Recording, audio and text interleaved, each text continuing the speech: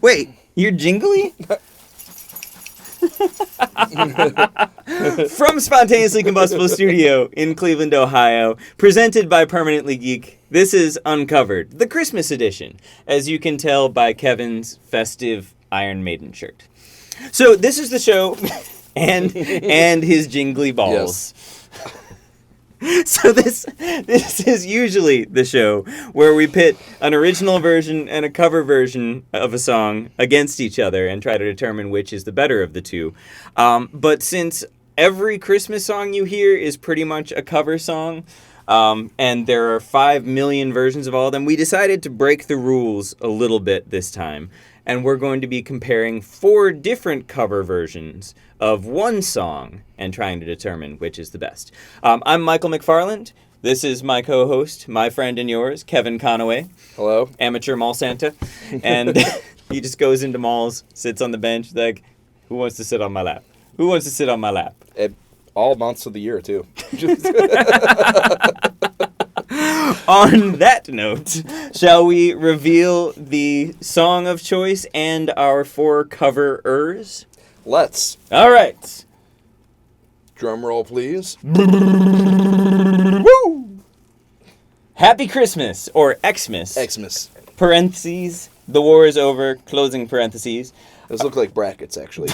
The different versions are by The Alarm, The Toasters, Damien Rice, and Christina Perri. Now, we did our best to select ones from 4 different decades, The Alarm being generally 80s. It actually came out in 91, but it's close enough. Technicality. The Toasters, I believe their version came out in 1998.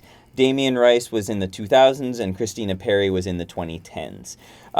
Sounds weird to say 2010s. I know, I still feel haven't... weird saying that. I mean, can we just call it the 10s? I feel weird saying 2000s, too. I know. That there was the aughts. The I heard aughts. people say that. Yeah. No one ever... I remember leading up to the year 2000, there was a whole lot of debate of, like, what are we going to call this decade? Yeah. Oh, we'll figure it out. Yeah. Nope, never did. Figured it out. Once we get around to the 20s, I think we can just call it the 20s again, right? Yeah, probably. Different adjective than roaring. The blazing 20s. The meowing 20s. The hissing 20s. The purring 20s. The barking 20s. All right, I'll go with that. Yeah. So we are going to listen to all 4 versions of this song. You're just going to hear short clips, but we'll be listening to the whole thing, and we will be right back. So happy Christmas and a happy New Year. A very Merry Christmas. Come in, Santa Claus. And a happy New Year. And a very Merry Christmas. And a happy New Year. A very Merry Christmas and a happy New Year. And we're back.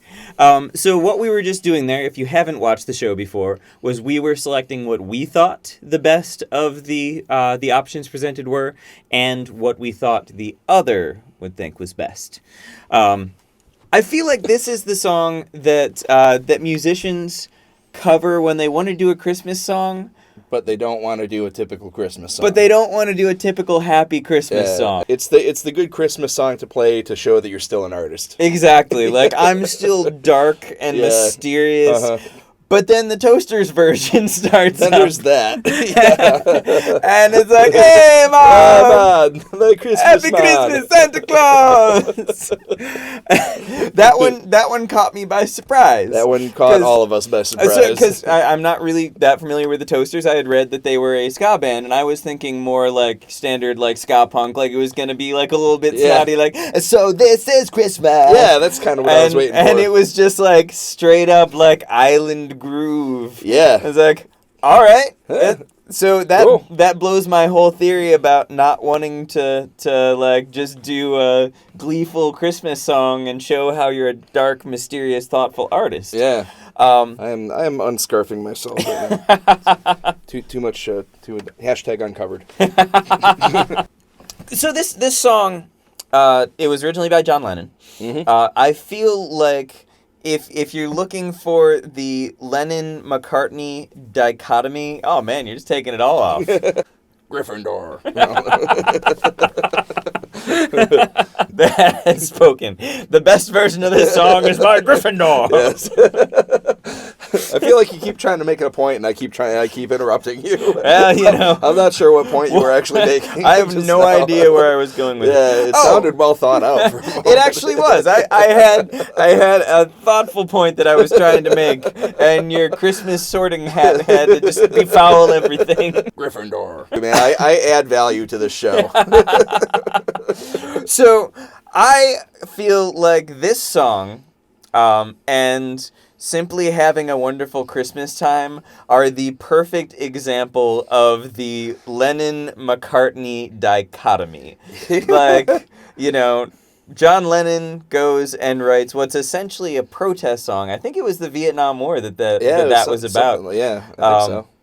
And, Paul McCartney's just like... Yeah, he was saying... John Lennon was protesting war. Paul McCartney was just simply having a wonderful Christmas time. He was just simply having a wonderful Christmas time. Yeah. Honestly, that sounds like the perfect explanation of their personalities. Yeah, pretty much. So, as much as I love Paul McCartney, I can't. If I'd never have to hear that song, it sucks. I was surprised at how varied the different takes were.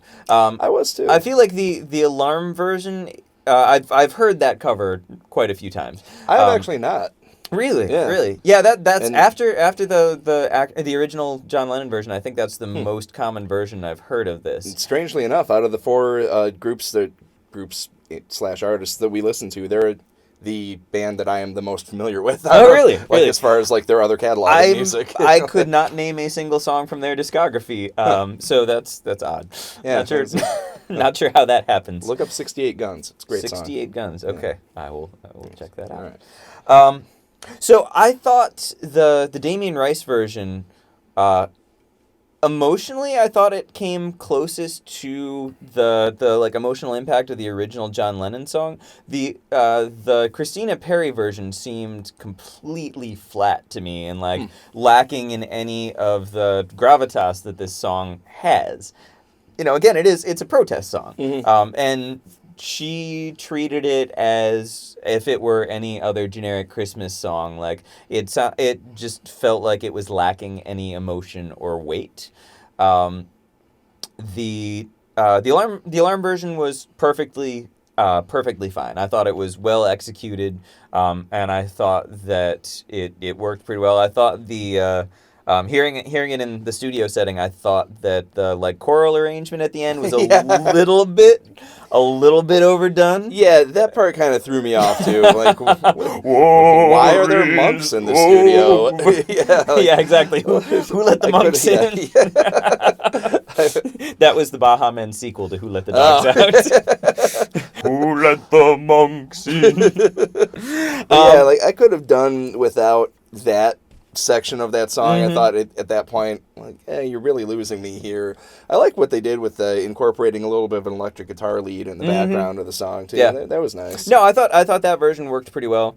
I don't know what to say about the Toasters version. It was interesting. It was different. Exactly. I will give it credit. It was unique. That was exactly where I was going. Damien Rice hit the mood of the song, but man, did it bore me though. Right, that's fair. And his version of it was shortened too. They cut out. He cuts out half of the song, and so it was only 2 minutes and 2.5 minutes or something like that, and I still felt like it would drag. It was way too long. And it did miss the... About 30 seconds, I was good. Okay, I see what he's doing. We can click past this now. It's also easy to sort of miss the importance of the background vocals, what the monks were singing in the Alarm version. Which is the lyrics, "The war is over if you want it." So it's sort of it's still kind of up to you to make sure the world's not a pretty crappy place. Yeah. Good luck. Good luck. That missed a little bit of the point of the song not having that. But granted, at the same time, it was just him and an acoustic guitar. So that part wasn't in the song. No, it wasn't. No, I had already tuned you were already to napping? the point where I didn't even notice it wasn't there. Fair enough. Well, shall we reveal what our picks were for All this? right, let's do it. All right. 3, 2, 1. All right. Ooh. We have a disagreement. Apparently. So you like the Christina Perri version? You know, it was out of the 4 versions that we heard, it was the version that I hated least. That is damning by faint praise, sir. You spelled her name wrong, too. It's with an I. Oh, it is? Yeah. Oh, oops. Oh, well. It's okay. That's what she gets. That's what she gets. No, I didn't, again, the Toasters version was just, it was different, but I didn't really care to listen to it again. The Damien Rice version put me to sleep. The Alarm version I liked, but I don't know. There was something about that just didn't seem very unique to me either. I liked the guitar part in it. No, it did seem a pretty generic take on it. Yeah, it seemed like a very generic take. Okay. I expected a little bit more out of that band again, because they were the only band that I really knew too much about coming into this. That's fair. I thought they'll probably do a pretty cool version of this. They didn't. This, I mean, there wasn't necessarily anything that I didn't really like about it. It was kind of nice to listen to. It sounded good, I guess. For me, it struck me as the rendition you'd hear in the background of a department store while you're shopping for, So I get that. It's perfectly fine as a background song that you're not going to notice that much. It is what it is, man. It's a cash grab Christmas song. Someone should write that song. Cash grab Christmas song. You heard it here first. I'll get right on that. All right, well, let's look at what one another's picks were for this one. Let's see how you did this time. All right, let's see how you did. Ooh. I like your reasoning here, but you were incorrect. So Kevin thought that I would choose the Toasters because of the different take on the song. Paragraph there. A different take on the song and crazy background vocals, which honestly, it was that was a lot of fun. I did. I was laughing the whole time, and I was waiting to see what each little line was going to be, the little drop in ad libs after each lyric. So I enjoyed it for that purpose. Yeah, Michael thought I would pick The Alarm because Kevin loves the 80s, and I do. So, it's true, I do. So that rhymed. Both of us were wrong. We were both wrong. Wow, that's okay. So it's still 2-4. It is. That would be 2-4. Just to make sure that we're I was clear. aware. I caught that. Well, you're not falling further behind, so this there's is that. true. Yeah, I'm keeping pace.